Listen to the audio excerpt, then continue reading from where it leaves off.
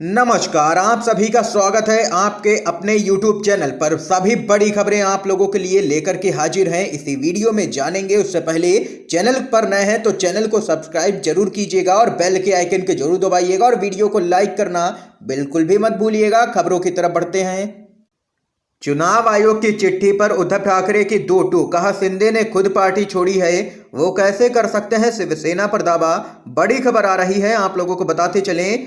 महाराष्ट्र के सीएम एकनाथ शिंदे शिवसेना पर कब्जे के लिए चुनाव आयोग के पास गए तो उद्धव ठाकरे से जवाब मांगा गया।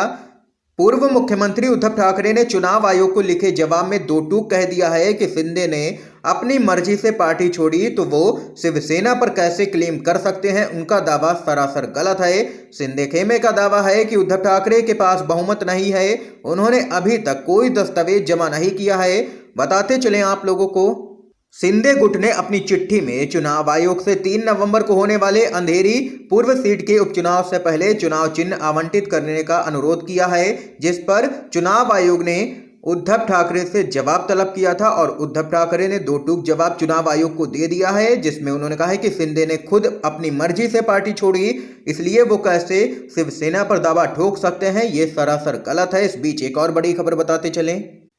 हरियाणा कांग्रेस के लिए जबरदस्त खबर सामने आई है। कांग्रेस में हुई है फिर बम्पर ज्वाइनिंग। नेताओं की अनीता यादव समेत जेजेपी, बीजेपी और इनेलो के दिग्गज 28 नेता पार्टी में हो चुके हैं शामिल। आदमपुर उपचुनाव से पहले ही हरियाणा कांग्रेस में एक बार फिर से बम्पर ज्वाइनिंग देखने को मिली है। 3 बार की विधायक जेजेपी की राष्ट्रीय सचिव अनीता यादव ने कांग्रेस पार्टी ज्वाइन कर ली है। इसके अलावा अटेली से जेजेपी के उम्मीदवार रहे सम्राट यादव ने भी कांग्रेस में आस्था जताते हुए पार्टी की सदस्यता ग्रहण की है। दोनों ने पूर्व मुख्यमंत्री और नेता प्रतिपक्ष भूपेंद्र सिंह हुड्डा और प्रदेश अध्यक्ष चौधरी उदयवान की मौजूदगी में कांग्रेस ज्वाइन की है। इस मौके पर 2 दर्जन से भी अधिक जेजेपी, बीजेपी और इनेलो नेताओं ने कांग्रेस पार्टी की सदस्यता ग्रहण की है। इससे उत्साहित हुड्डा ने कहा है कि लगातार कांग्रेस का कुनबा बढ़ता जा रहा है। अलग अलग पार्टियों के नेता, कार्यकर्ता, पूर्व विधायक और मंत्री स्तर के लोग लगातार कांग्रेस में शामिल हो रहे हैं। उपचुनाव वाले आदमपुर से भी दर्जनों नेता सत्ताधारी बीजेपी, जेजेपी को छोड़ करके कांग्रेस में शामिल हो चुके हैं। इससे स्पष्ट है कि उपचुनाव में कांग्रेस की जीत तय है और प्रदेश में आने वाली सरकार कांग्रेस की होगी। ये यहाँ पर देख सकते हैं कि कांग्रेस पार्टी के लिए जबरदस्त खुशी भरी खबर सामने निकल के आई है हरियाणा से, जहां पर कई दिग्गज नेता एक साथ पार्टी में हो चुके हैं शामिल। एक और बड़ी खबर बताते चलें। गुजरात विधानसभा चुनाव, आज से 2 दिन के गुजरात दौरे पर दिल्ली के सीएम अरविंद केजरीवाल सूरत में करेंगे जनसभा और वडोदरा में तिरंगा यात्रा। बड़ी अपडेट है। दिल्ली के मुख्यमंत्री अरविंद केजरीवाल और पंजाब के मुख्यमंत्री भगवंत मान एक साथ यहां पर गुजरात के दौरे पर हैं। बताते चलें, अरविंद केजरीवाल और भगवंत मान आज दाहोद जिले के नवजीवन कॉलेज परिसर में एक विशाल जनसभा को संबोधित करेंगे और वहीं जनसभा के बाद दोनों ही नेता आम आदमी पार्टी के द्वारा आयोजित वडोदरा में तिरंगा यात्रा में भी हिस्सा लेंगे। बता दें कि दिल्ली के सीएम अरविंद केजरीवाल गुजरात चुनाव को लेकर के काफी सक्रिय दिखाई दे रहे हैं इस बार, और वह लगभग हर 10 दिन में एक बार गुजरात का दौरा भी कर रहे हैं। सोशल मीडिया पर भी अरविंद केजरीवाल गुजरात चुनाव को लेकर के बीजेपी पर लगातार निशाना साध रहे हैं। 2 दिन पहले ही केजरीवाल ने दावा किया था कि गुजरात के हर जिले में बीजेपी ने एक मुख्यमंत्री या एक केंद्रीय मंत्री की जिम्मेदारी लगाई है। उन्होंने इसे बीजेपी का डर बताया था और उनका कहना है कि इस बार बीजेपी की विदाई गुजरात से तय है। ये यहां पर खबर है। एक और अपडेट की तरफ चलते हैं।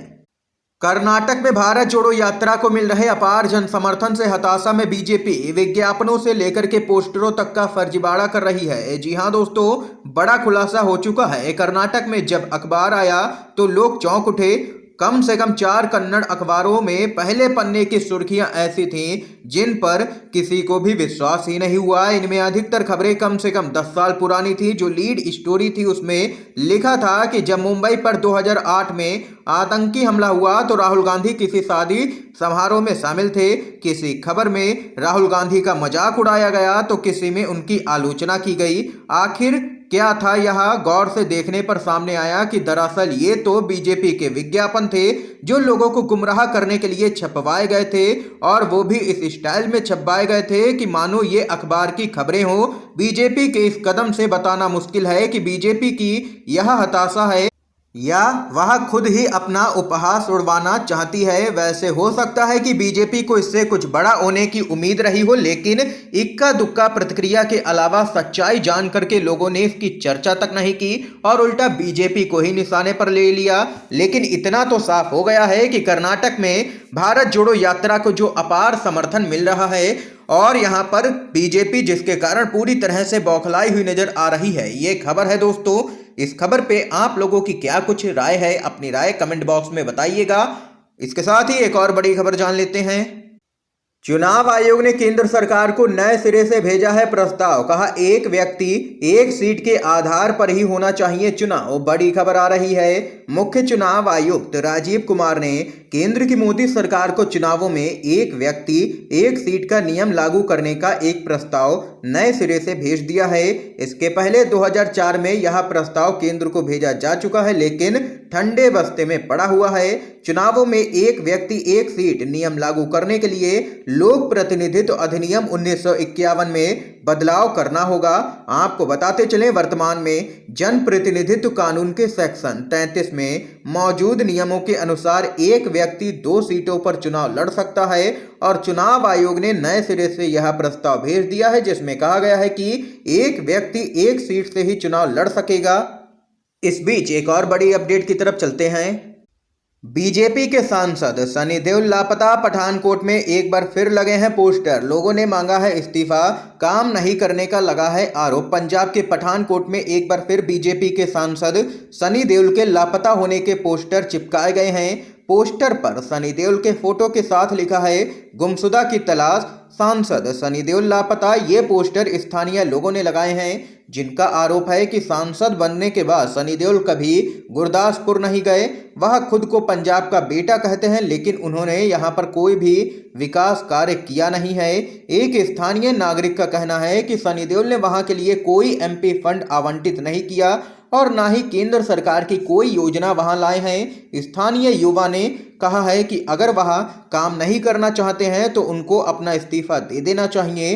इस समय की दोस्तों आज की सभी बड़ी खबरें, मुख्य समाचार थे, हमने आप तक पहुंचाए हैं। वीडियो अगर आप लोगों को पसंद आया हो तो एक प्यार भरा लाइक वीडियो को जरूर कीजिएगा, ज़्यादा से ज़्यादा शेयर कीजिएगा। आप सभी का बहुत बहुत धन्यवाद।